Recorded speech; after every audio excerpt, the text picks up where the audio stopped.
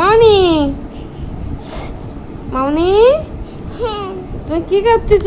ভাত খাচ্ছি। তুমি ভাত খাচ্ছ কেন? আর কয়দিন দিদি হবো তো। আর কদিন পরে দিদি হবো? আচ্ছা আচ্ছা, খাও। লুকোঝুকু করে ভাত খেয়ে নাও, লুকোঝুকু করে। তুমি কি মিথ্যে দিদি হবা না পচা দিদি হবা? মিথ্যে মিথ্যে দিদি। ভাই তোমারে কি বলি ডাকবে না? দিদি, কিরাম দিদি? পচা দিদি? গোপাল দিদি। গোপাল দিদি তুমি?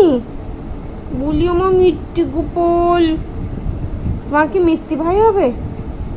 তুমি ঠাকুরের কাছে কি চাইছিলে? ভাই, ভাই চাইছিলে? ঠাকুরের কাছে গোপাল চাইছে। গোপাল ভাই চাইছো? হুম, হ্যাঁ, হুম, তা ঠাকুর কি বলেছে? দেবে একটু জোরে বলো, ঠাকুর কি বলেছে? দেবে দেবে না বলেছে? তুমি শিওর? আচ্ছা।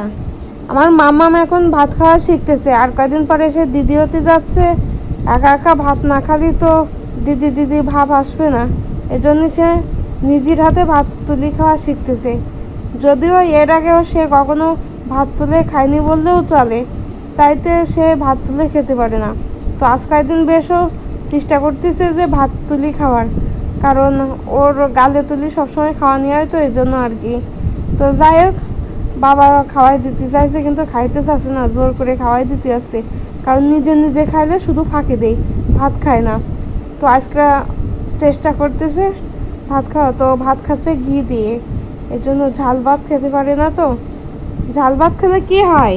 আমি ঝাল ভাত খাই। খাও। গুলো দিদি ঝাল ভাতও খাওয়া শিখে গেছে। ফুচকার সাথে কি খায়? ঝাল। ঝাল খায়। কয়দিন খাইলাম ঝাল। ওই আর ফুচকার সাথে ঝাল কয়দিন খাই? ওই যে 2-3 দিন ফুচকা খাইছিলে তুমি, সে ফুচকার সাথে তুমি ঝাল খাইছিলে।